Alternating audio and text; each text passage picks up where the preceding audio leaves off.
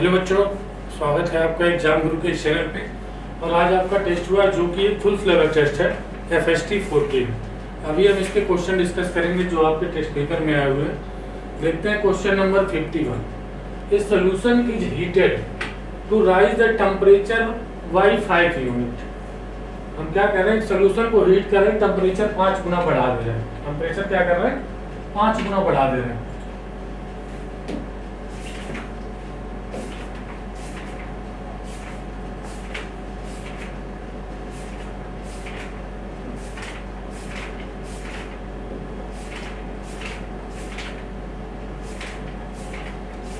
Temperature हम 5 unit बढ़ा दे रहे हैं। विच of the following concentration term will remain unaffected.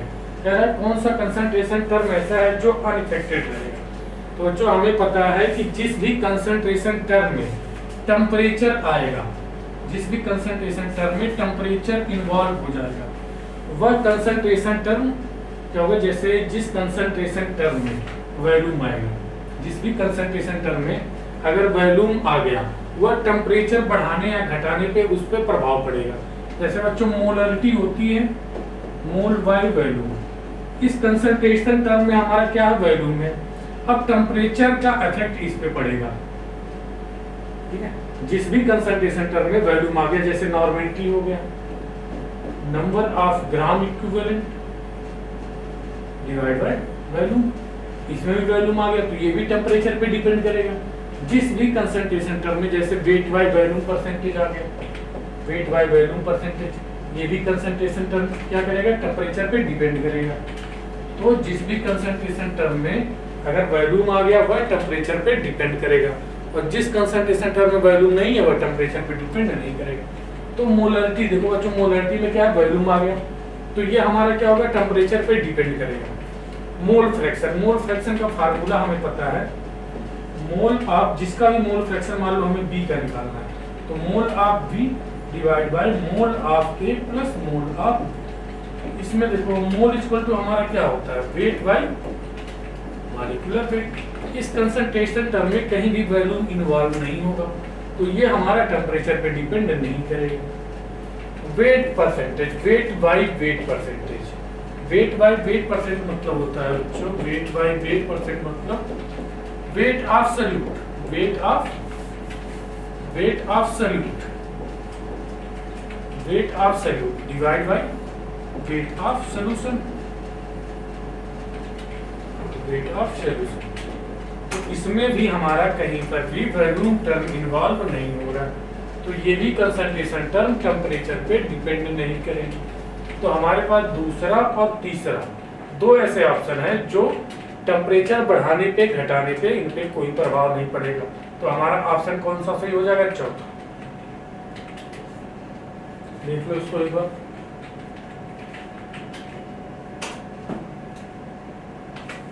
आगे बढ़े बच्चों, देखते क्वेश्चन नंबर 52। एसेशन रीजन का क्वेश्चन है बच्चों। इसमें क्या करा, gas like nitrogen oxygen behave as ideal gas at high temperature and low pressure. ये बच्चों कंडीशन होती है अगर किसी भी गैस का टेम्परेचर बहुत ज्यादा हाई कर दो और प्रेशर लो कर दो, तो वह गैस क्या होती है, उनके बीच जो अट्रैक्शन फोर्स होता है वह क्या होता है, खत्म हो जाता है। अट्रैक्शन फोर्स खत्म हो जाता है तो बच्चों हमारा आइडियल गैस की तरह बिहेव करने लगती है वह गैस। तो देखो मॉलिक्यूलर इंटरेक्शन डिमिनिश मतलब कम हो गया eight high temperature and low pressure. तो बच्चों हमारा असर्शन जो है वह रीजन, असर्शन जो है सही है, और रीजन क्या है, करेक्ट एक्सप्लेन कर रहा है असर्शन को। हाई टेम्परेचर पे और लो प्रेशर पे क्या होगा, इंटरमॉलिक्यूलर फोर्स कम हो जाएंगे, डिमिनिश हो जाएंगे, बहुत कम हो जाएंगे।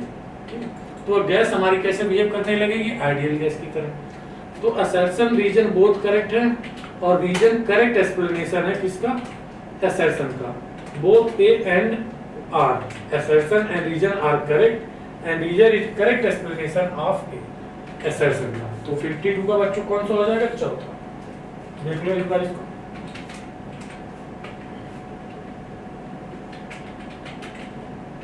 आगे बढ़े, देखते हैं question number 53। Consider the cell potential. हमें दिया गया है इनका सेल पोटेंशियल मतलब SRP, स्टैंडर्ड रिडक्शन पोटेंशियल दिया हुआ है। और इसका दिया हुआ है SRP। तो हमसे पूछा है बच्चों क्या reducing agent, best reducing agent in दोनों में से कौन होगा। तो SRP डायरेक्टली प्रोपोर्शनल होता है बच्चों ऑक्सीडाइजिंग पावर के और इनवर्सली प्रोपोर्शनल होता है रिड्यूसिंग पावर के। जिसका SRP कम होगा उसका रिड्यूसिंग पावर ज्यादा होगा। अब देखो किसका SRP की वैल्यू कम है, SRP की वैल्यू यहाँ देखो -2.37 है या -0.04 है, तो ये वैल्यू हमारी क्या है, कम है, ये वैल्यू कम है, तो ये वैल्यू कम है, इसका SRP कम है, तो इसका रिड्यूसिंग पावर क्या होगा, ज्यादा होगा। तो मैग्नीशियम का बच्चों क्या हो गया, रिड्यूसिंग पावर क्या हो गया, ज्यादा हो गया। क्यों, क्योंकि इसी का स्टैंडर्ड रिडक्शन पोटेंशियल हमारे पास कम है। तो मैम जी ऑप्शन कौन सा हो गया, तीसरा, जिसका SRP की वैल्यू कम होगा उसका रिड्यूसिंग पावर ज्यादा होगा।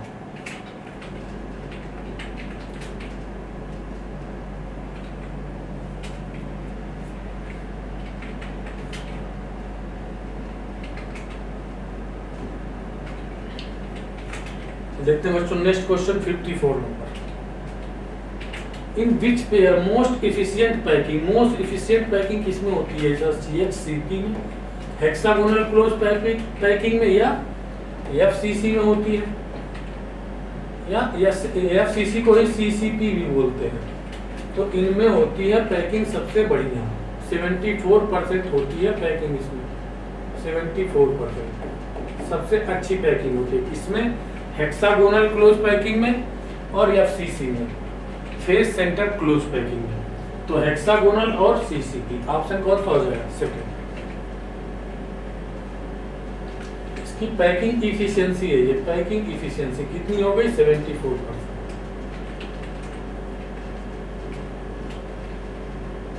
आगे बढ़े, देखते हैं question number 55। Which of the following liberate CO2 on react with NaSCO3? Sodium bicarbonate के साथ इनमें से कौन सा रिएक्ट करके CO2 बनाएगा। तो बच्चों सोडियम बाइकार्बोनेट के साथ अगर हम HCl की रिएक्शन कराते हैं तो हमारे पास बनता है NaCl प्लस CO2 और H2O बनता है। तो हम किसकी रिएक्शन कराएंगे, HCl की। ऑप्शन कौन सा हो गया, चौथा। अगर हम सोडियम बाइकार्बोनेट के साथ में HCl की रिएक्शन करा देते हैं तो हमारा NaCl बनता है, CO2 बनता है और H2O बनता है। यही क्वेश्चन में हमसे पूछ रहा है कि किसके साथ ये CO2 लिबरेट करेगा। यहाँ पे CO2 गैस हमारी क्या हो रही है, लिबरेट हो रही है। आगे बढ़े बच्चों, देखते हैं question number 56। Product given reaction, ये HBr से रिएक्शन करा रहा है बच्चों, तो ये किससे रिएक्ट करेगा, इलेक्ट्रोफिलिक एडिशन रिएक्शन होगा यहाँ पे, और ये इलेक्ट्रोफाइल एल्कीन और एल्काइन से रिएक्शन करता है। एल्कीन है, ये बॉन्ड टूटेगा, इधर निगेटिव, इधर पॉजिटिव, ये पॉजिटिव ये निगेटिव, और पॉजिटिव को निगेटिव से, निगेटिव को पॉजिटिव से जोड़ने के बाद क्या मिलेगा, पॉजिटिव को निगेटिव से और निगेटिव को पॉजिटिव से जोड़ने के बाद हमारे पास बच्चों C डबल बॉन्ड O, ये हो गया, ये C, और यहाँ पे क्या करना है, प्लस है तो माइनस को जोड़ दिया, क्या हो गया Br, और यहाँ पे H को जोड़ देंगे। तो ये हमारे पास प्रोडक्ट बनेगा बच्चों। कौन सा है, second option, option number second. Electrophilic addition reaction characteristic reaction होती है किसकी, एल्कीन और एल्काइन की।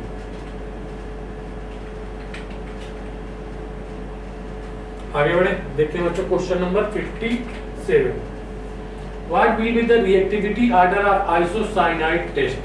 आइसोसाइनाइड टेस्ट बच्चों हमारे कौन से देते हैं, अमीन देते हैं, और उसमें कौन से ज्यादा अमीन देंगे, जिसकी बेसिक स्ट्रेंथ ज्यादा होगी। और बेसिक स्ट्रेंथ को कौन बढ़ाता है, अगर बेसिक स्ट्रेंथ मतलब इलेक्ट्रॉन डेंसिटी ज्यादा होनी चाहिए, किस पे, नाइट्रोजन पे। ये जो इलेक्ट्रॉन है इसकी डेंसिटी को जो भी बढ़ाएगा वह इसकी रिएक्टिविटी को बढ़ाएगा, ठीक है। अब बेसिक स्ट्रेंथ के लिए इलेक्ट्रॉन डोनेशन वाले ग्रुप होने चाहिए, तो इलेक्ट्रॉन डोनेशन बेसिक स्ट्रेंथ सबसे प्लस m इलेक्ट्रॉन डोनेट करेगा, फिर प्लस H, फिर प्लस I। सबसे ज्यादा प्रियोरिटी किसको देते हैं, प्लस m को देते हैं, फिर प्लस H को, फिर प्लस I को। ये क्या करेंगे, बेसिक स्ट्रेंथ को बढ़ाते हैं ये। और अगर माइनस m है, माइनस H है और माइनस I है, ये बेसिक स्ट्रेंथ को कम करेंगे। अगर बेसिक स्ट्रेंथ बढ़ेगा तो रिएक्टिविटी क्या होगी, बढ़ेगी। रिएक्टिविटी क्या होगी, बढ़ेगी। अब देखो बच्चों OCH3 हमारा क्या देता है, प्लस M लगाता है। ये क्या लगाएगा, अल्फा हाइड्रोजन इसके पास है, क्या लगाएगा, प्लस H लगाएगा। और यहाँ देखो अल्फा हाइड्रोजन एब्सेंट है, अल्फा हाइड्रोजन क्या है, एब्सेंट है, तो ये बच्चों क्या लगाएगा, प्लस I लगाएगा, सिर्फ प्लस I लगाएगा। और यहाँ पे कोई भी ग्रुप नहीं है, तो प्लस M वाला भी बढ़ाता है, प्लस H वाला भी बढ़ाता है, प्लस I वाला भी बढ़ाता है। तो हम इसमें प्रियोरिटी किसको देते हैं, सबसे पहले M को प्रियोरिटी दी जाती है, सबसे पहले M को, फिर H को, फिर I को। तो सबसे ज्यादा कौन सा हो जाएगा हमारे पास बच्चों, P सबसे ज्यादा रिएक्टिव, फिर कौन सा हो जाएगा Q, फिर कौन सा हो जाएगा R, फिर क्या हो जाएगा S, PQRS। देखो कौन सा ऑप्शन है, PQRS, ऑप्शन नंबर 3 PQRS।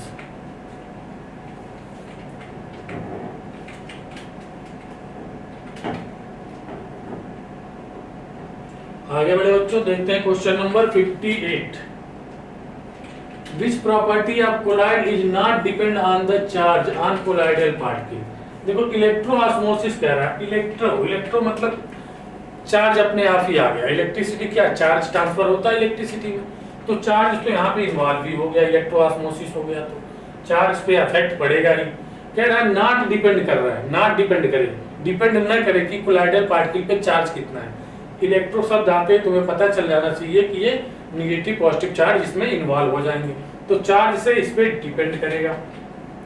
अब टिंडल इफेक्ट बच्चों ये है कि हमारा जो पार्टिकल है उसके साइज पे डिपेंड करता है, न कि उसके चार्ज पे, उसके साइज पे डिपेंड करता है। तो ऑप्शन कौन सा हो जाएगा, सेकंड। टिंडल इफेक्ट पार्टिकल के साइज पे डिपेंड करता है, उसके चार्ज पे नहीं।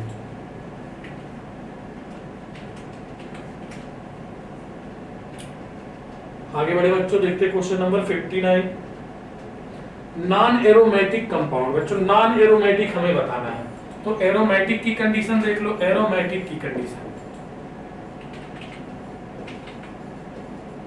एरोमेटिक की कंडीशन। एरोमेटिक में बच्चों हमारा सबसे पहले साइक्लिक रेजोनेंस प्रेजेंट होना चाहिए और हक्कल रूल को फॉलो करना चाहिए, 4n+2 = पाई इलेक्ट्रॉन। अगर यहाँ से हमारा n की वैल्यू क्या आ जाए, 0 1 2 3 ऐसी कुछ वैल्यू आ गई तो हमारा पास एरोमेटिक हो जाएगा, एरोमेटिक। अगर बच्चों हमारे पास n की वैल्यू 0.5 आ जाए, 1.5 आ जाए, 2.5 आ जाए, तो ये एंटी एरोमेटिक हो जाता है। अगर इनमें से कोई कंडीशन नहीं है तो बच्चों क्या होता है, नॉन एरोमेटिक हो जाता है, नॉन एरोमेटिक।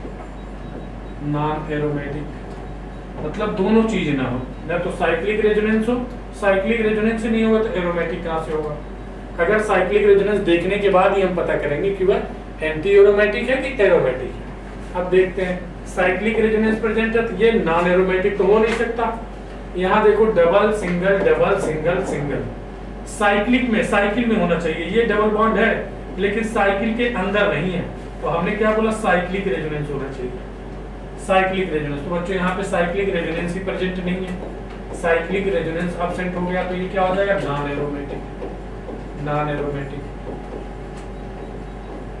Non aromatic. अब अगर साइक्लिक रेजोनेंस प्रेजेंट होता सब में तो हम क्या देखते हैं, हक्कल रूल देखते हैं, तो हमारा ऑप्शन कौन सा हो जाएगा, सेकंड।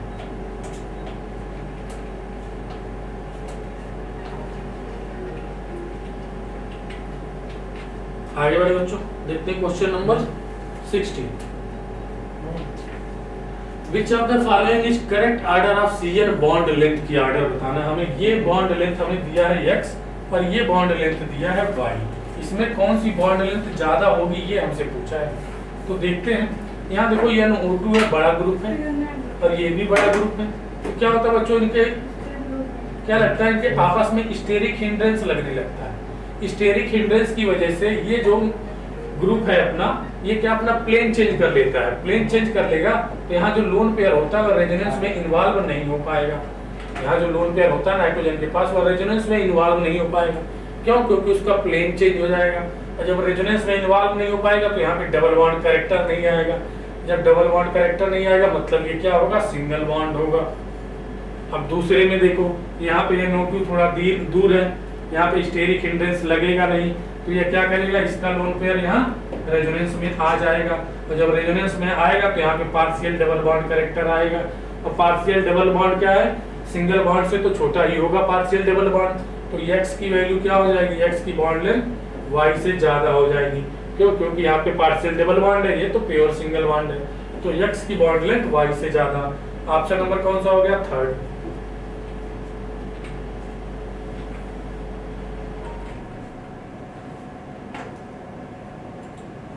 आगे बढ़े, देखते हैं क्वेश्चन नंबर 61।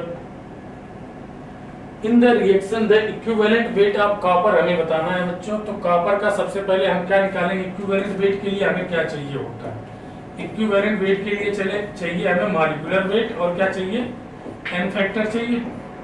मॉलिक्यूलर वेट चाहिए और एन फैक्टर चाहिए। मॉलिक्यूलर वेट पहले तो एन फैक्टर निकाल लो।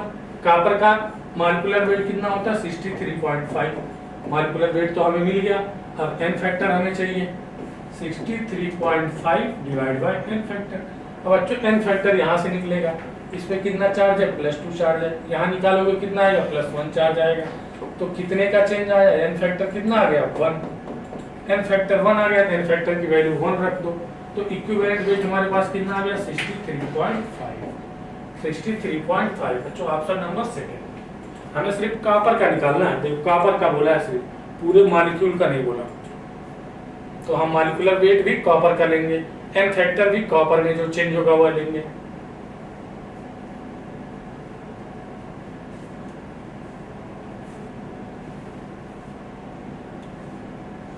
आगे बढ़े बच्चों, देखते हैं क्वेश्चन नंबर 62।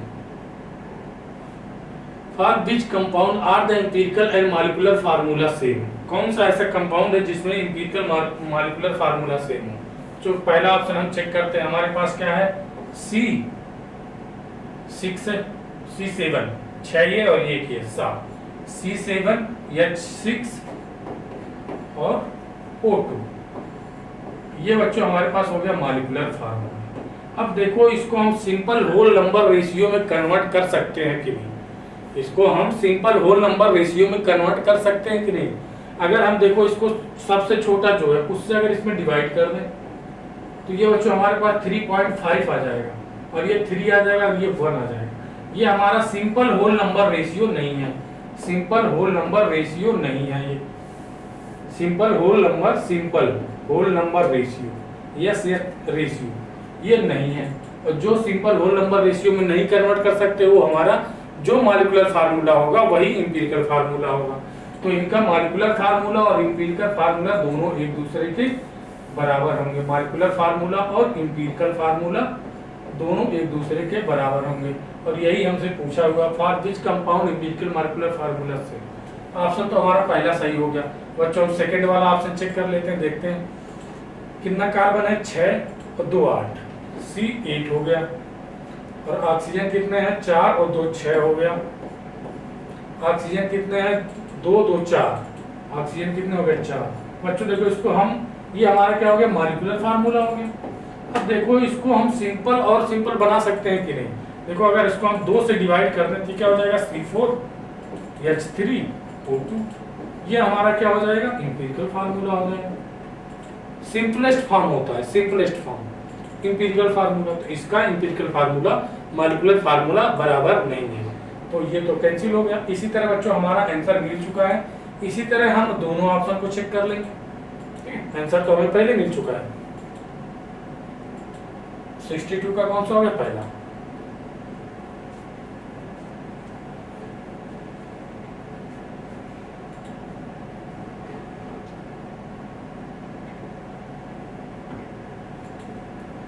आगे बढ़े बच्चों, देखते हैं question number 63। Drug which is antipyretic as well as analgesic, मतलब दर्दनाशक भी हो और एंटीपायरेटिक भी हो, मतलब फीवर में भी काम करे। तो बच्चों पैरासीटामोल, बहुत नाम सुना है हम लोग ने, पैरासीटामोल। ये क्या हो जाएगा, ऑप्शन नंबर चौथा। ये बनता कैसे है, पैरासीटामोल, ठीक है, पैरासीटाफिनॉल, फिनॉल बनाओ। ये क्या हो गया, फिनॉल। ये हो गया C+O NH2, ये होता है पैरासीटामोल। ऑप्शन कौन सा हो गया, चौथा।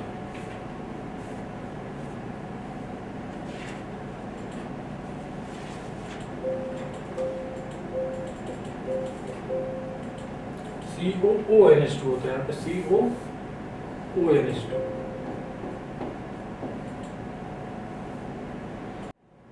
देखते हैं बच्चों next question, ionization potential. IP influence by ionization potential किससे प्रभावित होता है? आयनाइजेशन पोटेंशियल मतलब किसी आइसोलेटेड एटम से इलेक्ट्रॉन को बाहर निकालना, उसको क्या होता है, उसको बोलते हैं आयनाइजेशन पोटेंशियल। जितनी एनर्जी देनी पड़ेगी, कोई अगर आइसोलेटेड एटम है हमारे पास, उसमें से इलेक्ट्रॉन को निकाल के इनफाइनाइट पे भेजना, उसमें जितनी एनर्जी देनी पड़ेगी वही होती है आयनाइजेशन पोटेंशियल। अब आयनाइजेशन पोटेंशियल अगर हमारा एटम का साइज ज्यादा है, अगर साइज एटम का क्या है ज्यादा है, तो आयनाइजेशन पोटेंशियल कम होगा, मतलब साइज पे डिपेंड करेगा। और इफेक्टिव न्यूक्लियर चार्ज अगर ज्यादा है, इफेक्टिव न्यूक्लियर चार्ज अगर ज्यादा है तो साइज छोटी होगी, और साइज छोटी होगी तो आयनाइजेशन पोटेंशियल बढ़ेगा। तो दोनों पे डिपेंड कर रहा है। Electron present in inner shell, ये कह रहा है कि इनर सेल में, जैसे ये मान लो न्यूक्लियस है और ये इनर सेल है, इनर सेल है, और ये क्या है आउटर सेल है। यहाँ पे इलेक्ट्रॉन प्रेजेंट, यहाँ भी तो इलेक्ट्रॉन होंगे।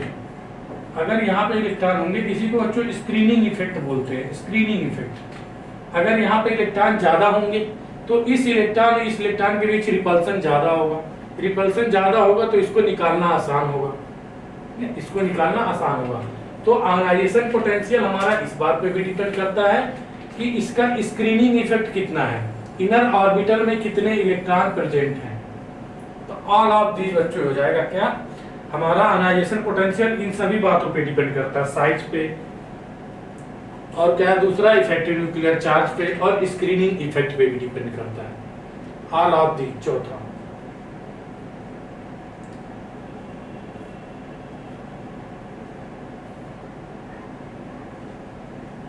आगे बढ़े बच्चों, देखते क्वेश्चन नंबर 65।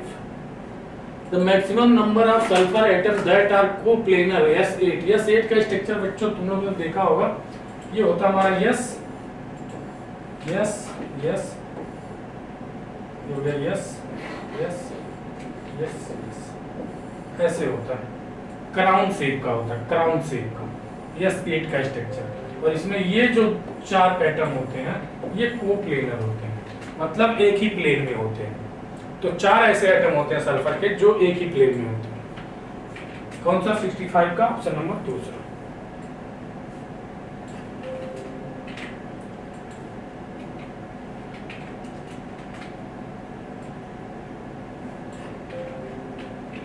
आगे बढ़े, देखते हैं question number 66। The correct relation that can be possible for an elementary reaction. बच्चों एलिमेंट्री रिएक्शन के लिए आपने देखा होगा कि जो ऑर्डर ऑफ रिएक्शन होती है वो डायरेक्टली बराबर होती है किसके? मॉलिक्यूलरिटी के। जो ऑर्डर होता है वही मॉलिक्यूलरिटी होती है। तो यहाँ पे ऑर्डर ऑफ, पहला ऑप्शन चेक करो ये क्या है, एलिमेंट्री रिएक्शन है कि नहीं। ऑर्डर ऑफ रिएक्शन कितना हो जाएगा इसमें? 1 + 3 कितना हो गया? 4। तो मॉलिक्यूलरिटी कितनी हो गई इसकी? 1 और 2। मॉलिक्यूलरिटी कितनी हो गई? 2। तो इसमें ऑर्डर और मॉलिक्यूलरिटी बराबर नहीं है, तो ये ऑप्शन गलत हो गया। दूसरा देखते हैं, इसमें ऑर्डर ऑफ रिएक्शन कितना है बच्चों? -1 और +1 कितना हो गया? 0। ऑर्डर ऑफ रिएक्शन 0 है, तो मॉलिक्यूलरिटी कितनी है? 1 2।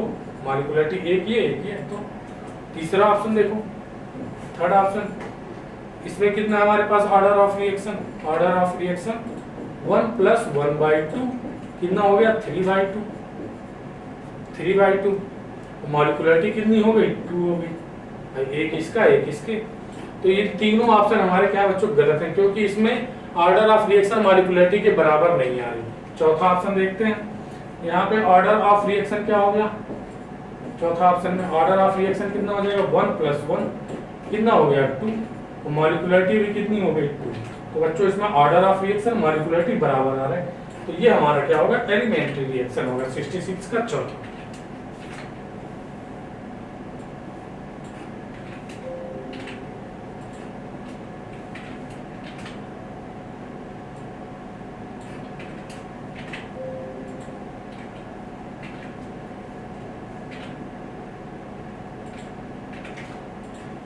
आगे बढ़े बच्चों, देखते हैं question number 67। Name the process use for preparation of HNO3। Nitric acid बनाने का प्रोसेस क्या होता है बच्चों? पोस्टवार्ड प्रोसेस। इसमें क्या करते हैं? अमोनिया का हम ऑक्सीडेशन कराते हैं। अमोनिया का ऑक्सीडेशन कराओगे तो हमारे पास बनता है बच्चों NO। NO बनेगा और H2O बनेगा। ठीक है, अब NO का भी ऑक्सीडेशन कराओगे, NO का भी ऑक्सीडेशन कराओगे तो यहाँ पे बनता है H। यहाँ पे बच्चों हमारे पास NO का ऑक्सीडेशन कराते हैं तो बनता है NO2। NO2 बनेगा। अब NO2 की रिएक्शन कराओ किससे? O2 से और H2O से, और H2O से। यहाँ से बच्चों हमारा बन जाता है HNO3 और ये क्या हो जाता है? NO बन जाता है, HNO3 और NO। अब ये NO फिर हमारा रिएक्शन में इन्वॉल्व हो जाता है, ये NO फिर हमारा रिएक्शन में इन्वॉल्व हो जाता है क्या बनाने के लिए? HNO3 नाइट्रिक एसिड बनाने के लिए। इस प्रोसेस को क्या बोलते हैं? पोस्टवार्ड प्रोसेस बोलते हैं, पोस्टवार्ड प्रोसेस। यहाँ पे बच्चों 250 डिग्री टेम्परेचर लेते हैं, 250 या 250 डिग्री सेल्सियस टेम्परेचर लेते हैं। आगे बढ़े, देखते हैं question number 68। Which of the following can act as oxidizing agent? Oxidizing agent की तरह कौन बिहेव कर सकता है? देखते हैं बच्चों, ये किसमें है? +7 ऑक्सीडेशन स्टेट में है, ये किसमें है? +6 में है, ये किसमें है? +5 में है।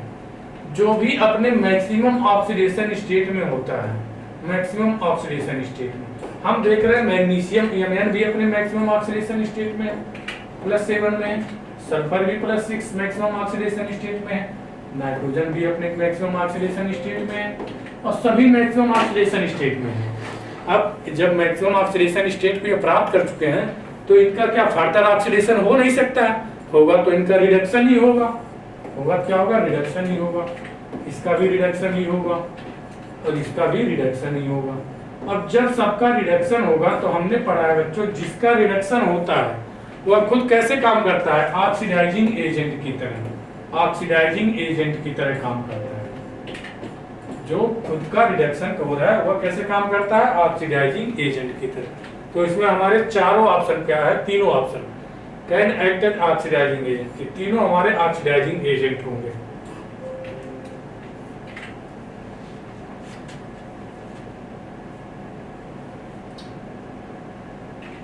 आगे बढ़े, देखते हैं बच्चों 69 number. Given the product of the reaction P4SO2OCl2, ये रिएक्शन करेगा बच्चों हमारे पास बनाएगा PCl5 और SO2 बनता है, यहाँ पे PCl5 और SO2। तो इस हिसाब से हमारा ऑप्शन कौन सा हो गया? सेकंड, PCl5 और SO2। आगे बढ़े बच्चों, ये याद करना पड़े, पी ब्लॉक का क्वेश्चन है। एम्बीडेंटेड लिगेंड जिसमें दो डोनर साइट हो, एम्बीडेंटेड मतलब दो डोनर साइट, क्या हो? उसके पास का दो डोनर साइट हो, डोनर साइट। जैसे CN है हमारे पास, CN, इसमें क्या होता है? कभी कभी नाइट्रोजन हमारे पास क्या होता है? डोनर साइड की तरह एक्ट करता है। नाइट्रोजन हमारा क्या होता है? डोनर बन जाता है, तो उसको क्या बोलते हैं? Isocyanide, isocyanide, isocyanide. और कभी कभी क्या कार्बन हमारा डोनर साइड होता है, तो इसको क्या बोलते हैं? साइनाइड। तो एम्बीडेंटेड हो गया, दो डोनर साइड है। NO2 देख लो, N डबल बॉन्ड O-। कभी डोनर साइड अगर हमारे पास नाइट्रोजन है तो इसको बोलते हैं नाइट्रो, नाइट्रो। और अगर डोनर साइड ऑक्सीजन हो गया, अगर डोनर साइड ऑक्सीजन हो गया तो इसको बोलते हैं नाइट्राइटो, नाइट्राइटो। तो इसमें देखते हैं कि इसमें दो दो डोनर साइट हैं, तो हमारा ऑप्शन कौन सा हो जाएगा? 1 और 2। एथाइलिन डायनिन में सिर्फ एक ही डोनर साइट होता है।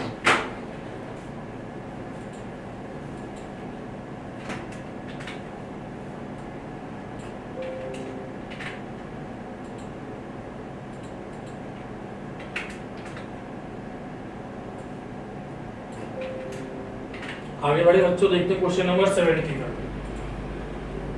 Which is the strongest base? बच्चों इसका तो पहले हमें स्ट्रक्चर बनाना आना चाहिए। पाइरिडॉल का स्ट्रक्चर क्या होता है? ये हो गया N, ये हो गया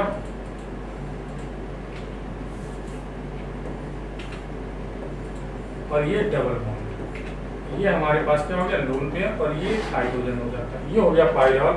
एनिलीन का सबको पता होगा, एनिलीन का स्ट्रक्चर बनाना, NH2 एक लोन पेयर ये हो गया। पायरिडीन, पायरिडीन बच्चों ये भी सबको पता रहता है, नाइट्रोजन। ये हमारे पास क्या हो गया, पायरिडीन। और ये पीपिरिडीन, पीपिरिडीन हमसे किसका स्ट्रक्चर बच्चों ये होता है,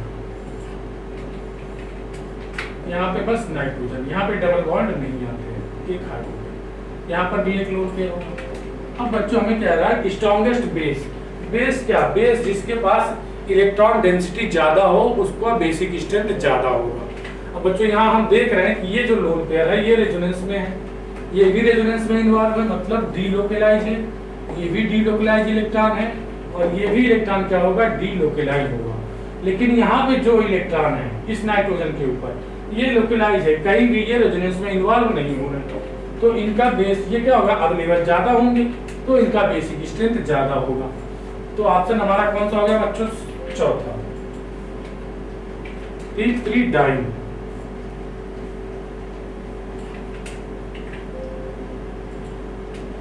आगे बढ़े बच्चों, देखते हैं question number 72।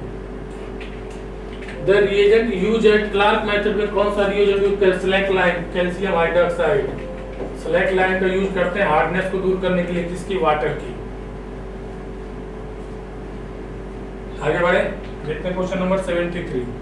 Method used to separate impurity from ore, ore से इम्प्योरिटी को डिफरेंशिएट करने के लिए स्पेसिफिक ग्रेविटी का उपयोग कहाँ करते हैं, हाइड्रोलिक वॉशिंग में करते हैं। इसमें बच्चे क्या होता है कि जो ओर होता है उसमें इम्प्योरिटी होगी, अब इम्प्योरिटी के पार्टिकल क्या होते हैं, भारी होते हैं, इम्प्योरिटी के पार्टिकल क्या होते हैं, भारी होते हैं, तो उसमें हम हाइड्रोलिक वॉशिंग करते हैं तो क्या होता है, अपनी मास की वजह से नीचे बैठ जाते हैं, ग्रेविटी लगती है उन पे, ग्रेविटेशनल फोर्स लगेगा, उनका मास ज्यादा होगा, पार्टिकल बड़े होंगे तो उनको ग्रेविटी अपने तरफ में नीचे की तरफ खींच लेगी।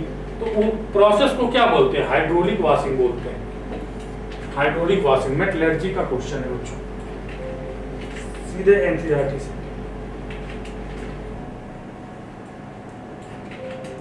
आगे बढ़े, देखते हैं question number 74। Monomer of Dacron, Dacron में बेटा क्या होता है, एथिलीन ग्लाइकॉल होता है और टेरिप्थैलिक एसिड होता है, एथिलीन ग्लाइकॉल टेरिप्थैलिक एसिड, याद कर लो, डेक्रान में क्या होता है, एथिलीन ग्लाइकॉल और टेरिप्थैलिक एसिड, पॉलीमर से सीधे क्वेश्चन है, जिसको ना याद हो अभी याद कर लो, डेक्रान क्या होता है, एथिलीन ग्लाइकॉल और टेरिप्थैलिक एसिड इनके मोनोमर होते हैं। आगे बढ़कर देखते हैं क्वेश्चन नंबर 75। ऑक्सीडेशन स्टेट निकालना हमें इसमें आर्सेनिक का, तो इसको मानो x, ये क्या हो गया +2, और ये हो जाएगा -8 = -1, ये क्या हो जाएगा x = -6 = -1, x = कितना हो गया +5, ऑक्सीडेशन स्टेट कितना आ गया +5, ऑप्शन नंबर 3। सिंपल क्वेश्चन है।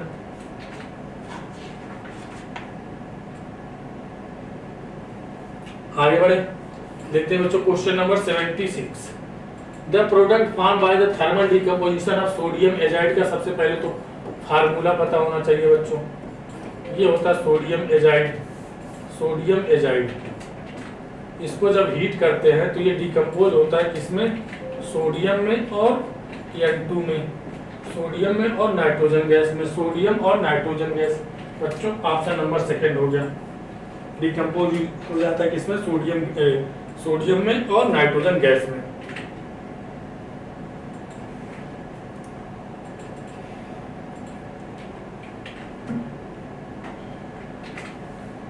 आगे बढ़े बच्चों, देखते हैं क्वेश्चन नंबर 77।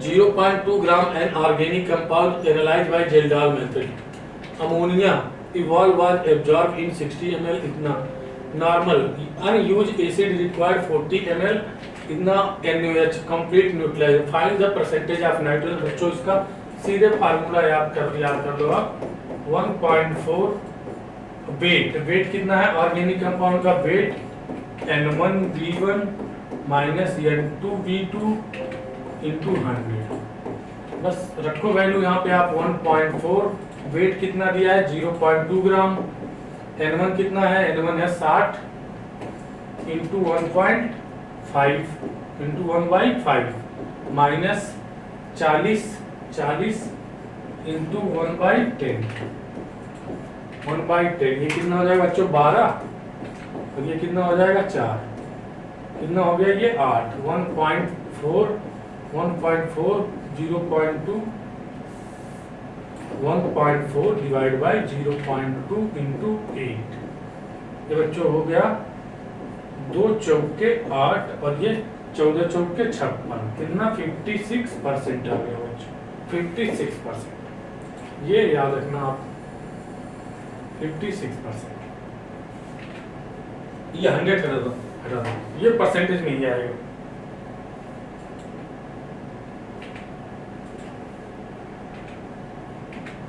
आगे बढ़े, देख लो इसको एक बार, फार्मूला याद होना चाहिए आपको।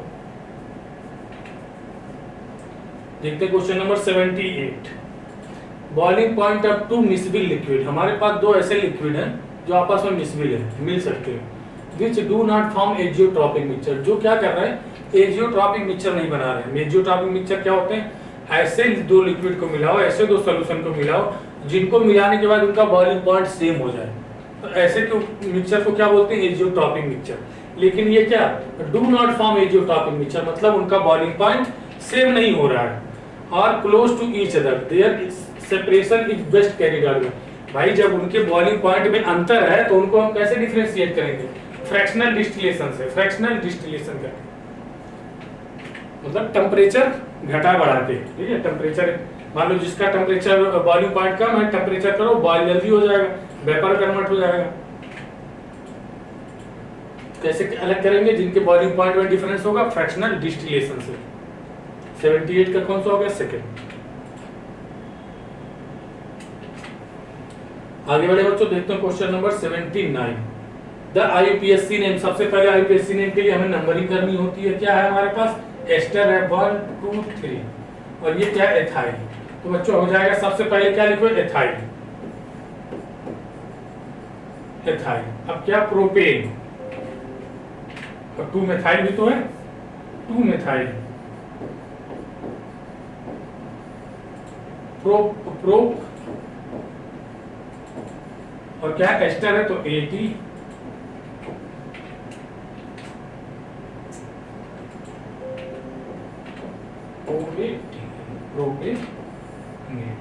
तो ethyl 2 methyl, ethyl 2 methyl propionate, propionate एक किसमें लगाते हैं ATE, एक लगाते हैं एस्टर में।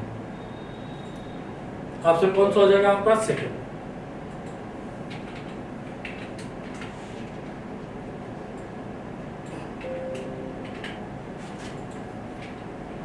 आगे बढ़े, देखते हैं क्वेश्चन नंबर,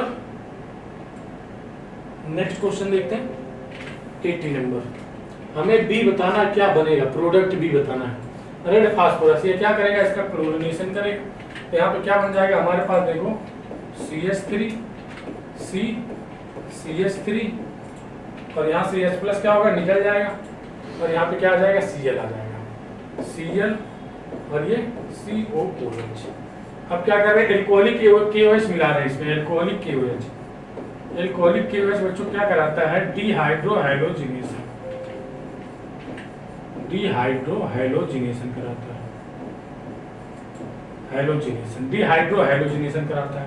तो क्या करो डिहाइड्रोहैलोजिनेशन कराओ, यहाँ से Cl निकाल दो, यहाँ से H निकाल दो, ये क्या बन जाएगा CH2, ये Cl यहाँ से जाएगा और एक H यहाँ से जाएगा। देखो इसको ऐसे लिख लो CH2 और ये H, तो ये Cl निकाल दो, तो यहाँ पे डबल बॉन्ड आ जाएगा, डबल बॉन्ड CH3 और COOH, ये हमारा B बन जाएगा। देखो कौन सा है CH2 double bond CH3 COH, option number चौथा। 80 का कौन सा हो गया ऑप्शन नंबर चौथा, देख लो इसका एक बार।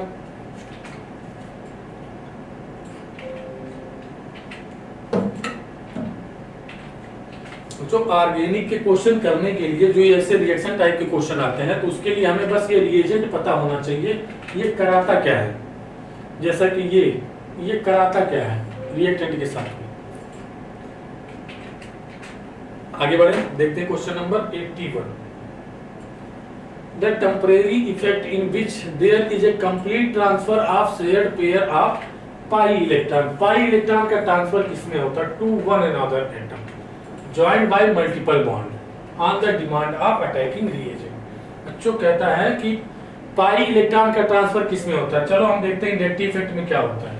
सी Cl C C C यहाँ पे क्या होता है, सिग्मा बॉन्ड, पाई बॉन्ड का नहीं सिग्मा बॉन्ड का ट्रांसफर होता है। सिग्मा बॉन्ड का माइनस आ जाता है, यहाँ पे प्लस आ जाता है। क्यों? क्योंकि इससे इलेक्ट्रोनेगेटिविटी, और ये टेम्परेरी होता है, परमानेंट नहीं होता, कंप्लीटली ट्रांसफर नहीं होता, पार्शियली ट्रांसफर होता है। किसमें? इंडक्टिव इफेक्ट में। लेकिन ये क्या हमें से अगला है इलेक्ट्रोमेरिक इफेक्ट या रेजोनेंस। और रेजोनेंस क्या होता है बच्चों? इसमें रेजोनेंस में जो पाई बॉन्ड होते हैं, pi bond double single double, ये पाई बॉन्ड क्या होते हैं? टूटते हैं, और यहाँ पे प्लस आएगा, यहाँ पे नेगेटिव आएगा। तो इसमें पाई बॉन्ड का बच्चों कंप्लीट ट्रांसफर हो जाता है, कंप्लीट ट्रांसफर। तो वही हमसे पूछ रहा है क्या होगा, कंप्लीट ट्रांसफर किसमें होगा? पाई बॉन्ड का। इंडक्टिव इफेक्ट में क्या होता है? सिग्मा बॉन्ड का जो इलेक्ट्रॉन होते हैं उनका पार्शियली ट्रांसफर होता है, पार्शियल ट्रांसफर होता है। लेकिन रेजोनेंस या इलेक्ट्रोमेरिक इफेक्ट में पाई बॉन्ड का ट्रांसफर होता है, पाई बॉन्ड के जो इलेक्ट्रॉन होते हैं उनका ट्रांसफर होता है, और कंप्लीटली होता है। हाइपर कॉन्जुगेशन में भी क्या होता है? सिग्मा बॉन्ड का ट्रांसफर होता है। ये क्या होगा बच्चों? Electromeric effect. Electromeric effect option number कौन सा हो जाएगा? सेकंड।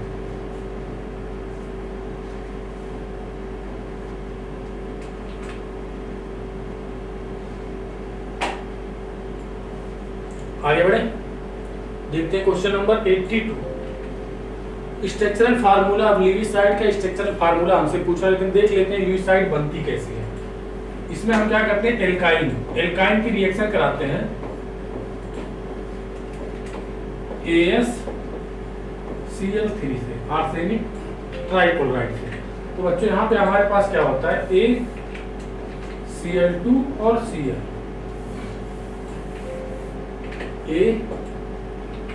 AsCl2 और Cl, ये पॉजिटिव और ये निगेटिव। इस बॉन्ड को तोड़ दो, इधर निगेटिव पॉजिटिव, तो निगेटिव पॉजिटिव को बस जोड़ दो आप। क्या बन जाता है यहाँ पे? CHCl और डबल बॉन्ड CHAsCl, ये हमारा बनता है लीविसाइड। और ये पॉइजनस गैस होती है। क्या होती है? पॉइजनस गैस होती है, पॉइजनस गैस होती है। क्या बोलते हैं इसको? लीविसाइड। क्या है ये? CHCl CHAsCl2, यहाँ 3 कैंसिल हो गया, यहाँ एक ही है, गलत हो गया।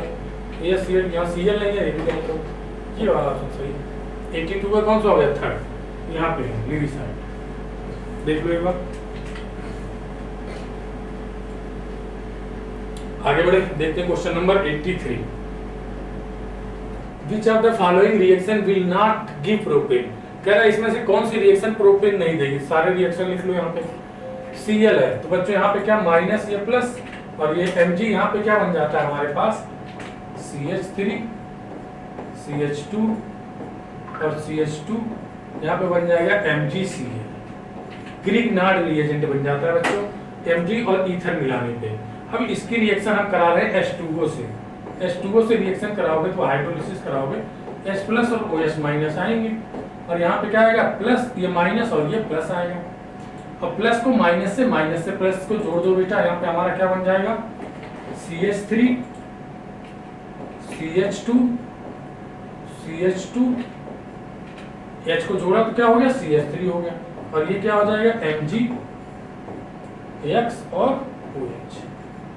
यहाँ पे हमारा क्या बन गया? प्रोपेन बन गया। तो ये तो हमारा सही है। कह रहा है नॉट गिव प्रोपेन। बच्चों इसमें भी क्या होता है? ये क्या? एल्केन लवर होता है, PRHI क्या होता है? ये एल्केन ही बनाता है, एल्केन। जितने भी CO बॉन्ड होंगे उनको तोड़ के क्या बनाएगा? एल्केन बनाएगा। CH3 CH2 और CH3। ये देखो C2H, ये भी रिडक्शन करके हमारे पास क्या बना देता है? प्रोपेन ही बना देता है, CH3। अब यहाँ देखो क्या होगा? एसिड क्लोराइड है, तो क्या बनेगा बच्चों? CH3 C double bond OCl, ये चीज है हमारे पास। और यहाँ पे देखो हमारा ये माइनस आएगा, क्या है? ये ग्रिग्नार्ड रिएजेंट, और ये प्लस आएगा। अब ये बॉन्ड तोड़ो, इधर निगेटिव इधर पॉजिटिव, ठीक है, इधर निगेटिव इधर पॉजिटिव, तो क्या हो जाएगा? ये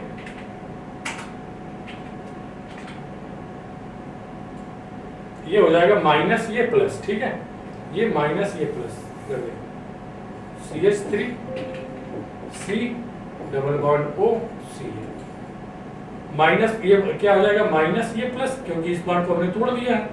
अब प्लस को माइनस दे दो, माइनस को प्लस दे दो, क्या हो जाएगा, CH3 CO MgX, और ये क्या हो जाएगा, Cl यहाँ से है और ये CH3। अब इसकी क्या कर रहे हैं हम, हाइड्रोलिसिस करा रहे हैं, H2O से रिएक्शन कराओ, H2O से रिएक्शन कराए तो क्या बन जाएगा, ये माइनस ये प्लस, और यहाँ पे H प्लस और OH माइनस आएगा। कुछ नहीं करना, प्लस को माइनस दे दो, माइनस को प्लस दे दो, तो क्या हमारा बन जाएगा, CH3 COH Cl और CH3, और यहाँ क्या बन जाएगा, Mg Cl और MgX और OH। तो बच्चों हमारा इसी में देखो प्रोपेन नहीं बन रहा, इसमें क्या बन रहा है हमारा, प्रोपेन नहीं बनना, तो ऑप्शन कौन सा हो जाएगा, चौथा। इन सब में हमारा प्रोपेन बन रहा है, ऑप्शन कौन सा हो जाएगा, चौथा।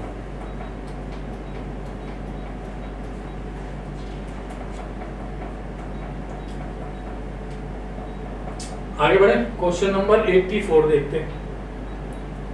Wolf Kishner reduction, Wolff Kishner reduction बच्चों सबको पता होगा, ये क्या करता है, कीटोन, जो कीटोन होते हैं कार्बोनिल कंपाउंड होते हैं, एल्डिहाइड और कीटोन, इनकी रिएक्शन हाइड्रोजन से कराते हैं,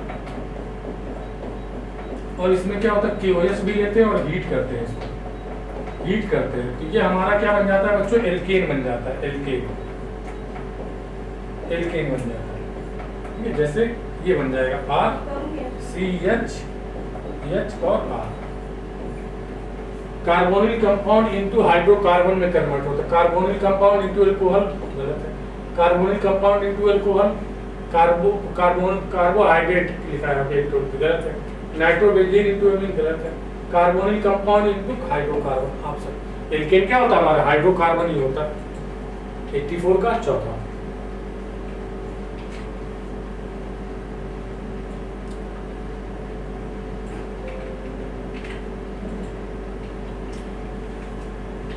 आगे बढ़े बच्चों, देखते हैं क्वेश्चन नंबर 85 में एल्कोहल की रिएक्शन करा रहा है, PI3 क्या बन जाएगा यहाँ पे, C2H5I। अब इसकी रिएक्शन KCl से करा रहा है, बस क्या करना है, यहाँ प्लस हो गया, माइनस यहाँ प्लस, यहाँ माइनस, माइनस को प्लस दे दो, प्लस को माइनस, C2H5 Cl हो जाएगा, ये ट्रिपल बॉन्ड ये। अब इसकी क्या कर रहे हैं, हाइड्रोलिसिस करा रहे हैं, H2O से रिएक्शन करा रहे हैं, यहाँ क्या आएगा, H प्लस आएगा और OH माइनस आएगा। अब एक एक बॉन्ड को तोड़ते जाओ और इसको माइनस इसको प्लस दे दो, तो H और OH को जोड़ते जाओ, तो यहाँ बच्चों हम जितने बॉन्ड को तोड़ेंगे उतने ही OH इसको देंगे, उतने ही प्लस H प्लस नाइट्रोजन को देंगे, तो हमारा क्या बन जाएगा, C2H5 C एक OH, 3 बॉन्ड है तो 3 OH लगेंगे, इसी तरह NH3 क्या हो जाएगा, 3 बॉन्ड है तो 3 H लग गए, NH3 बन गया। अब यहाँ से तो बहुत ज्यादा अनस्टेबल हो गया, क्योंकि एक ही कार्बन पे 3 हाइड्रॉक्सिल ग्रुप है, तो यहाँ से क्या करो बच्चों, H2O को निकाल दो तुम, ये हमारा क्या बन जाएगा, C2H5 COOH बन जाएगा बच्चों, C2H5 COOH। ये कनेक्शन है बच्चों, थोड़ा सही कर लो इसको, C2 ये है H5 COOH, ऑप्शन कौन सा है, चौथा। एल्डिहाइड एल्कोहल तो बनेगा नहीं, एसिड बनेगा, ये एल्डिहाइड तो बनेगा नहीं, एसिड बनेगा, एक एसिड है, लेकिन क्या बनेगा, C2H5 होगा, क्योंकि बच्चे यहाँ हमारा C2H5। 85 का कौन सा है, चौथा।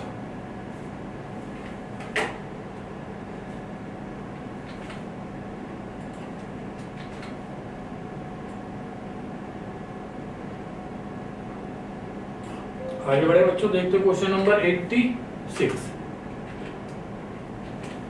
An ester used as medicine, an ester used as medicine, कौन सा एस्टर है जो मेडिसिन के लिए काम में आता है, मेडिसिन के लिए देखो, मिथाइल सैलिसिलेट ऐसा एक है जो आयोडेक्स बनाया जाता है, इससे आयोडेक्स, इसको ऑयल ऑफ विंटर ग्रीन भी बोलते हैं, ऑयल ऑफ विंटर ग्रीन, और इससे परफ्यूम भी बनाए जाते हैं। ये बनता कैसे है, सैलिसिलिक एसिड की रिएक्शन बच्चों हम कराते हैं, सैलिसिलिक एसिड की रिएक्शन हम कराते हैं मिथाइल एल्कोहल से CH3OH से। और बच्चों यहाँ पे एस्टरिफिकेशन की रिएक्शन होती है। एस्टरिफिकेशन एसिड से क्या जाता है OH और यहाँ से H जाता है, तो ये हमारे पास क्या बन जाता है मिथाइल सैलिसिलेट COO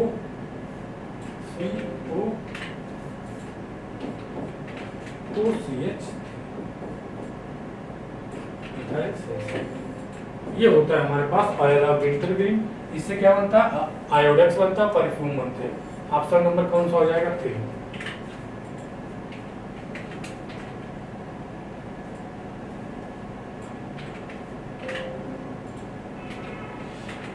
आगे बढ़े, देखते हैं बच्चों 87 नंबर। Next question 87। CH3CH2Cl की रिएक्शन NaCN से करा रहे, तो ये क्या plus minus minus plus, plus से जोड़ो माइनस को, माइनस से जोड़ो प्लस को, क्या बन जाएगा CH3 CH2 और C ट्रिपल बॉन्ड N। अब इसका बच्चों क्या करा है NiH2 के साथ रिडक्शन करा रहे हैं, तो देखो ये क्या बन जाएगा, ये इसको रिडक्शन कराओ, 2 बॉन्ड को तोड़ो और पार्शियल रिडक्शन होगा। यहाँ पे पार्शियल रिडक्शन, एक बॉन्ड तोड़ा एक H इसको, एक H इसको, दूसरा तोड़ा एक H इसको, एक H इसको, तो हमारे पास क्या बन जाता है। हमने बेटा अभी कुछ देर पहले बोला था कि अगर आपको रिएजेंट याद है कि ये रिएजेंट कौन सा काम करता है, तो आपको ऑर्गेनिक केमिस्ट्री आ जाएगी।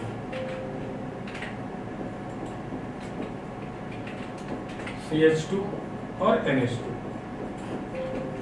ये हो गया। अब हम इसकी रिएक्शन करा रहे हैं किससे, एसिटिक एनहाइड्राइड से, CH3 C double bond O O C double bond O और CH3। ये क्या बच्चों एसिटिक एनहाइड्राइड है। इसमें ये हो गया माइनस, ये हो गया प्लस, और यहाँ से बच्चों इसको ऐसे तोड़ दो, ये हो गया H और एक H को ऐसे तोड़ दो, ये हो गया प्लस, ये हो गया माइनस। अब माइनस को प्लस दे दो, प्लस को माइनस दे दो, कुछ नहीं करना, बस प्लस माइनस को जोड़ना है।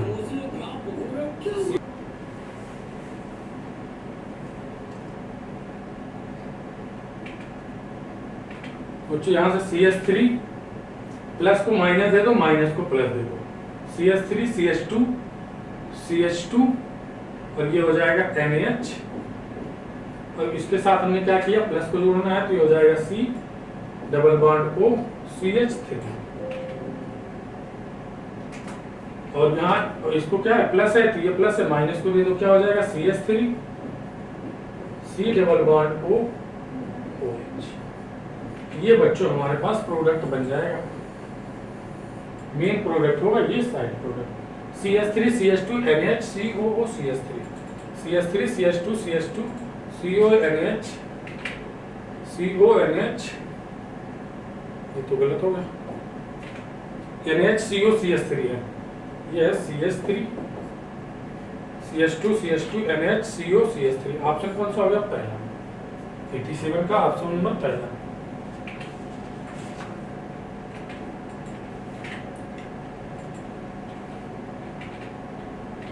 आगे बढ़े, देखते हैं क्वेश्चन नंबर 88। कह रहा है बच्चों which of the following species has minimum solubility. यहाँ पे बच्चों देखोगे अगर सॉल्युबिलिटी KSP निकालोगे तो सबका क्या आएगा S² आएगा, सबका S² आएगा। अब जिसकी सॉल्युबिलिटी ज्यादा होगी, जिसकी KSP ज्यादा होगा उसकी सॉल्युबिलिटी ज्यादा होगी, ठीक है, और जिसका KSP कम होगा उसकी सॉल्युबिलिटी भी कम होगी, क्या होगी, कम होगी। अब देखो KSP सबसे कम किसका है, 10 पे पावर माइनस 54 है, ये सबसे कम है 10 पे पावर माइनस 54, मतलब 1/10 पे 54 जीरो लगा दो, तो ये ऑप्शन नंबर 3 हो जाएगा हमारे पास। जिसकी KSP सबसे ज्यादा उसकी सॉल्युबिलिटी, जिसका KSP सबसे ज्यादा उसकी सॉल्युबिलिटी सबसे ज्यादा, और जिसका KSP कम उसकी सॉल्युबिलिटी कम। तो मिनिमम सॉल्युबिलिटी बतानी है, अगर मैक्सिमम बतानी होती तो हम किसको बताते, सेकंड ऑप्शन को बताते। हमें बतानी है मिनिमम, तो हम किसको बताएंगे, थर्ड ऑप्शन को बताएंगे। 88 का कौन सा हो गया, थर्ड।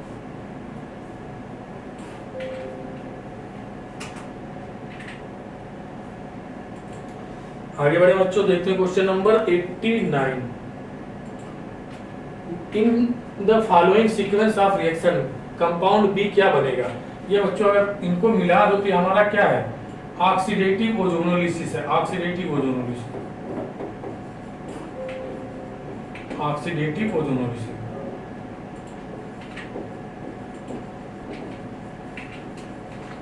Oxidative ozonolysis. और ऑक्सीडेटिव ओजोनोलिसिस में बच्चों क्या बनता है, एसिड बनता है। इस बॉन्ड को तोड़ो और एक ऑक्सीजन, दो ऑक्सीजन इसको, दो ऑक्सीजन इसको दे दो, क्या बन जाएगा, एसिड बन जाएगा। यहाँ पे हमारे पास CH3 COOH बन जाएगा। कितने, दो मॉलिक्यूल, दो मॉलिक्यूल बनेंगे, क्या बन जाएगा, CH3 COH के दो मॉलिक्यूल बन जाएंगे। 89 कैसा, ये ऑक्सीडेटिव ओजोनोलिसिस है। अगर यहीं पे हमारे पास जिंक भी होता तो कैसा हो, क्या हो जाता है, रिडक्टिव ओजोनोलिसिस। और रिडक्टिव ओजोनोलिसिस में हम बस एक एक ऑक्सीजन देते हैं दोनों को, तो क्या बन जाता है, एल्डिहाइड बन जाता है।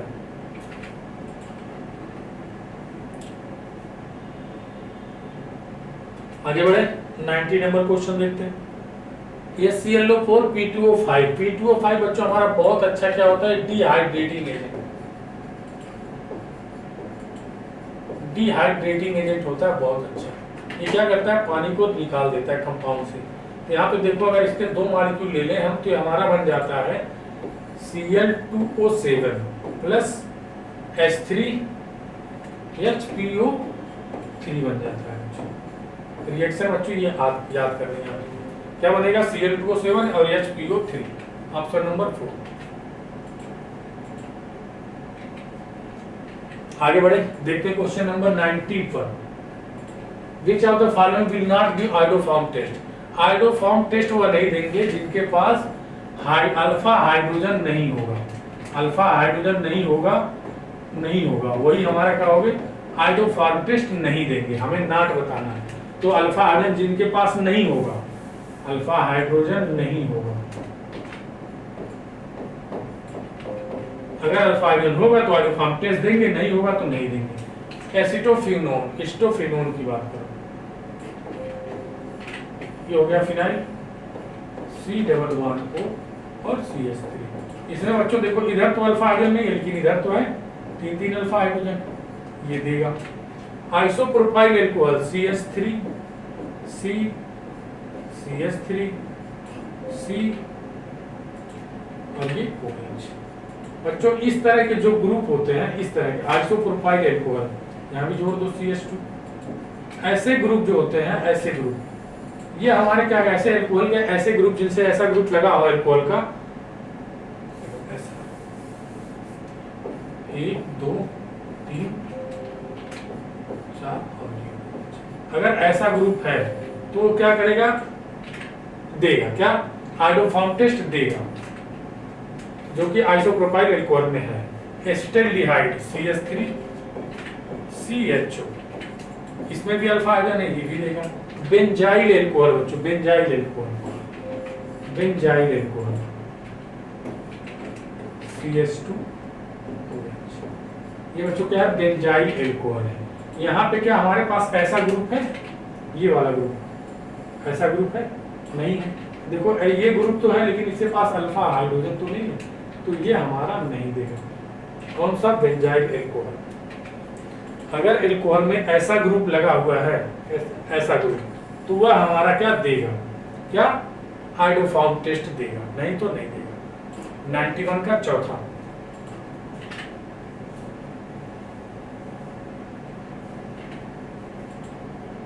आगे बढ़े बच्चों, देखते हैं question number 92। In PO4-3 the formal charge on each oxygen atom and PO bond order. Formal charge पहले निकाल लेते हैं। पहले तो क्या करो, इसका स्ट्रक्चर बना लो बच्चों, O- और O-। प्रत्येक ऑक्सीजन में कितना फॉर्मल चार्ज है, कितने ऑक्सीजन है, और चार्ज कितना है, -3 चार्ज है, ऑक्सीजन है 4, कितना हो जाएगा, -0.75। फॉर्मल चार्ज आ गया 0.7 -0.75, तीन ऑप्शन है। अब क्या निकालो, बॉन्ड ऑर्डर निकालो। बॉन्ड ऑर्डर बच्चों निकालने का एक ट्रिक है, 1 + π/σ। 1 कितना, पाई कितने हैं, 1 है, सिग्मा कितना, 1 2 3 4, ये कितना हो जाएगा, 5/4, कितना आ जाएगा ये 1.25। ऑप्शन नंबर कौन सा हो गया बच्चों, पहला, फॉर्मल चार्ज और बॉन्ड ऑर्डर।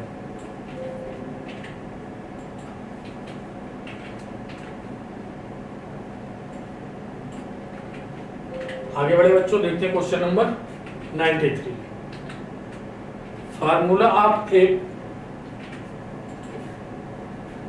फार्मूला हमें बताना है एपोमाइड का, एस्पोमाइड का, ठीक है।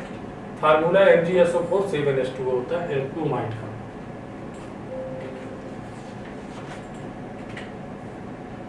एप्सोमाइड का फार्मूला क्या होता है हमारे पास, MgSO4 7H2। आगे बढ़े, देखते question number 94। Which of the following has highest melting point. Highest melting point की बात कर रहे हैं यहाँ पे, ठीक है। अगर हमारे पास देखो पोलराइजेशन डायरेक्टली प्रोपोर्शनल होता है कोवेलेंट कैरेक्टर के, इनवर्सली प्रोपोर्शनल होता है आयनिक कैरेक्टर के। अगर आयनिक कैरेक्टर हमारे पास ज्यादा है, देखो पोलराइजेशन, अगर आयनिक कैरेक्टर हमारे पास कम है तो उसका मेल्टिंग पॉइंट क्या होगा बच्चों, उसका मेल्टिंग पॉइंट ज्यादा होगा। आयनिक कैरेक्टर अगर ज्यादा है, इधर मेल्टिंग पॉइंट क्या होता है, डायरेक्टली प्रोपोर्शनल होता है आयनिक कैरेक्टर के। आयनिक कैरेक्टर ज्यादा होगा तो मेल्टिंग पॉइंट ज्यादा होगा। तो हमारे बच्चों पोलराइजेशन क्या होता है, डायरेक्टली प्रोपोर्शनल कोवेलेंट कैरेक्टर और inversely proportional to ionic character. और पोलराइजेशन साइज ऑफ एनायन के डायरेक्टली प्रोपोर्शनल और साइज ऑफ कैटायन के इनवर्सली प्रोपोर्शनल। और साइज ऑफ कैटायन बच्चों इसमें देखो सब में सोडियम है, तो साइज ऑफ कैटायन तो फिक्स हो गया, ये क्या हो गया, फिक्स हो गया। अब हमारे पास बैरी क्या कह रहा है, size of anion. Size of anion बढ़ेगा, पोलराइजेशन बढ़ेगा, पोलराइजेशन बढ़ेगा तो आयनिक कैरेक्टर कम होगा।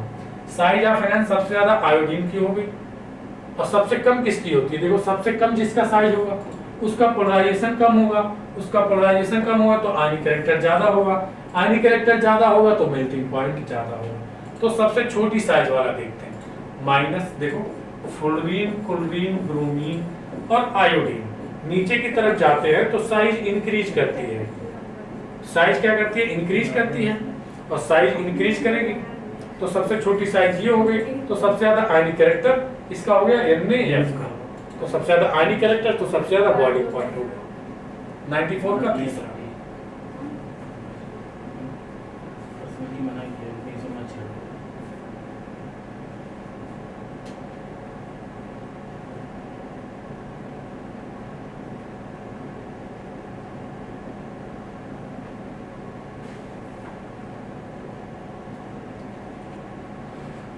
देखते हैं बच्चों question number 95। Which among the most basic, इसमें से कौन सा सबसे ज्यादा बेसिक होगा। तो ये हमारे बच्चों किस ग्रुप के एलिमेंट हैं सारे, ये हमारे हैं सेकेंडरी एल्कलाइन अर्थ मेटल के हैं और उनके हाइड्रोक्साइड हैं। एल्कलाइन अर्थ मेटल में क्या आता है, बेरिलियम आता है, ये बेरिलियम का हाइड्रोक्साइड, बेरिलियम हो गया, मैग्नीशियम हो गया, मैग्नीशियम हाइड्रोक्साइड हो गया, बेरिलियम मैग्नीशियम कैल्शियम हाइड्रोक्साइड हो गया, calcium beryllium magnesium calcium strontium और बेरिलियम, ये हमारे अल्कलाइन अर्थ मेटल हैं और ये इनके हाइड्रोक्साइड हैं। तो हमने बच्चों पढ़ा है कि जब ग्रुप में हम नीचे की तरफ आते हैं तो इनका बेसिक स्ट्रेंथ क्या होता है, इंक्रीज होता है। जो अल्कलाइन अर्थ मेटल के हाइड्रोक्साइड होते हैं उनके अगर हम ग्रुप में नीचे की तरफ आते हैं, टॉप टू बॉटम आते हैं, तो उनका बेसिक स्ट्रेंथ इंक्रीज होता है। तो बेरियम हाइड्रोक्साइड हमारा सबसे ज्यादा बेसिक होगा, क्या, बेरियम हाइड्रोक्साइड। ऑप्शन कौन सा हो गया, थर्ड। इसमें अगर तुम्हें ऑर्डर लगाना तो ये ऑर्डर हो जाएगा, बेरियम के बाद स्ट्रांसियम, कैल्शियम, मैग्नीशियम और बेरिलियम।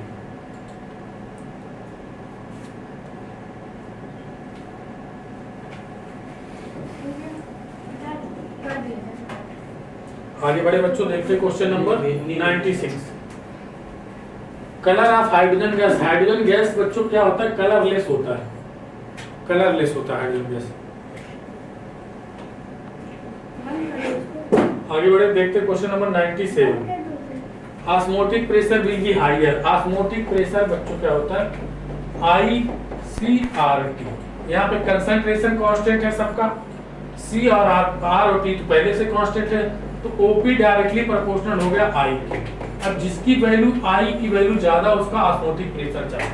अब बच्चों I की वैल्यू देखोगे सारे वीक है यहाँ पे, ठीक है। अब सारे वीक एसिड है, ठीक है, सारे वीक एसिड है, तो I की वैल्यू कैसे निकालेंगे हम।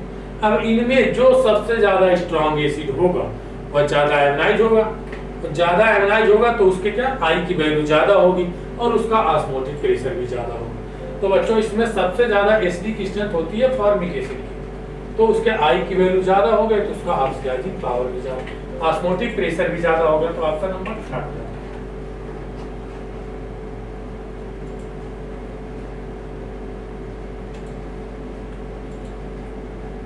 आगे बढ़े बच्चों, देखते हैं question number 98। How much water should be added to 100 ml 2.5 normal H2SO4 to make it semi normal. कह रहा है कि हम इतना हमारे पास क्या है, H2SO4 रखा हुआ है, कितना 2.5 नॉर्मल और 100 ml, ये हमारे पास क्या है H2SO4 है, इतना रखा हुआ है H2SO4, ठीक है। अब इसको हम डाइल्यूट कर रहे हैं, मतलब क्या मिला रहे हैं, पानी मिला रहे हैं, डाइल्यूट तभी होगा। कह रहा है कितना मिला दे कि इसका वॉल्यूम कितना हो जाए, इसकी नॉर्मलिटी क्या हो जाए 1/2 हो जाए, 1/2 हो जाए सेमी नॉर्मल। तो हम सबसे पहले क्या निकाल लेंगे, यहाँ पे B2 निकाल लेंगे, फिर B2 में से इसको माइनस कर देंगे तो हमारा क्या आ जाएगा, पता चल जाएगा कितना वाटर हमने इसमें मिलाया। तो क्या करते हैं बच्चों, case of dilution N1V1 = N2V2, क्या है केस ऑफ डाइल्यूशन, N1 कितना है 2.5 है और V1 कितना 100 ml है, N2 कितना 1/2 है और V2 हमें निकालना है, तो ये कितना हो जाएगा 500, देखो 500 हो जाएगा, ये 500 ml हो जाएगा। V2 कितना आ गया 500 ml आ गया और V1 कितना 100 ml है, तो हमें जरूरत कितने की पड़ी, तो V2 माइनस V1 कर दो तो हमें पता चल जाएगा, पहले इतना था बाद में इतना हो गया, तो कितना मिलाया हमने, इसमें से इसको माइनस करो, इसमें से इसको माइनस करो, तभी तो पता चलेगा कितना मिलाया। तो 500 माइनस 100 कितना हो गया 400, इतना पानी हमने उसमें मिला दिया, इतना ml पानी हमने उसमें मिला दिया, कितना हो जाएगा 400। Option number 3।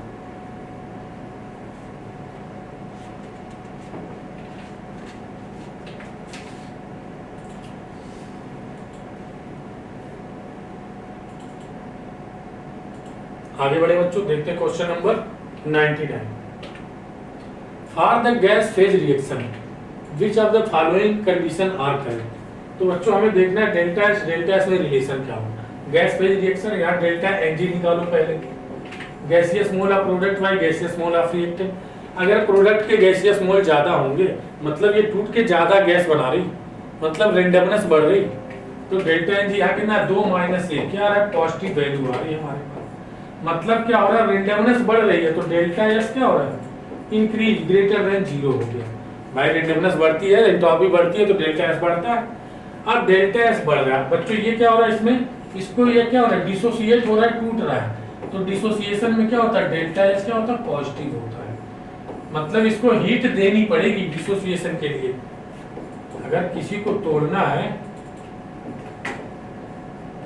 अगर किसी को तोड़ना है तो उसको क्या देना पड़ेगा, हीट देना पड़ेगा।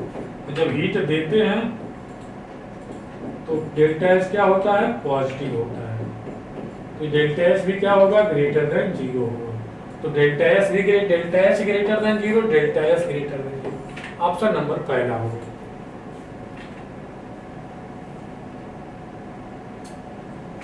देखते हैं बच्चों last question, question number 100। Bond dissociation energy हमें दी है किसकी, H2 की, I2 की और HI की, किलो जूल पर मोल। एंथैल्पी ऑफ फॉर्मेशन जो हमसे पूछा जाए सबसे पहले उसकी रिएक्शन लिखो। हमें फॉर्म क्या करना है, HI फॉर्म करना है, तो हमें क्या चाहिए होगा H2 चाहिए होगा और I2 चाहिए होगा और HI हमें बनाना है। और हीट ऑफ फॉर्मेशन के लिए हमें क्या एक ही मोल बनाना होता है, तभी तो उसको हीट ऑफ फॉर्मेशन बोलते हैं। तो हमें इसका डेल्टा एच एफ निकालना है, डेल्टा एच एफ। तो बच्चों डेल्टा एच एफ क्या हो जाएगा यहाँ पे हमारे पास, summation of bond energy of reactant minus summation of bond energy of product. Bond energy of reactant बच्चों 1/2 इंटू कितना हो जाएगा, H2 का कितना दिया देखो 234 प्लस 1/2 इंटू कितना दिया बच्चों, I2 का 420 दिया है, minus bond energy product HI का कितना दिया है 525। अब बच्चों इसको जोड़ो, देखो कितना हो जाएगा, ये 1 2 7, देखो 2 के नम 2, 2 के नम 2, 2 7 14, ये कितना हो जाएगा 220। ये देखो जोड़ो कितना आ जाएगा, ये 7 2 2 4 और 3 374, और ये -525। अब -525 में से 374 माइनस करो, -525 और ये +374, कितना हो जाएगा ये 15 में से 7 गया 8, 7 15 हो गया, 11 में से 7 गया 9, 11 में से 7 गया 7, 11 में से 347 है बच्चों, ये क्या है 525 पर ये कितना 347, कितना हो जाएगा 15 में से 7 गया 8, ये हो गया 11 में से 4 गया 7, 11 में से 4 गया 7 4 11, और ये 4 में से 178 बच्चों 198, 11 में से 4 गया 198, 4 11 4, 11 में से 4 गया 8 4 11, ठीक है बच्चों। ये थोड़ा कुछ हमारा यहाँ गड़बड़ होगा, देखते हैं 127, 2 के नम 2, 2 के नम 2, ये 1 होगा बच्चों, और 2 साथ छोड़।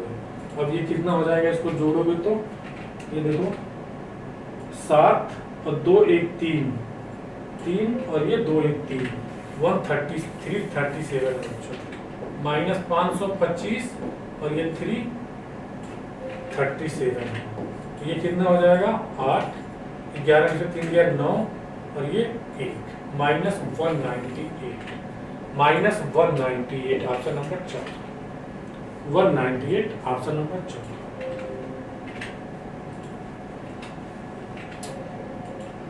तो बच्चों देख लो इसको एक बार। थैंक यू सो मच बच्चों, मिलते हैं नेक्स्ट वीडियो में।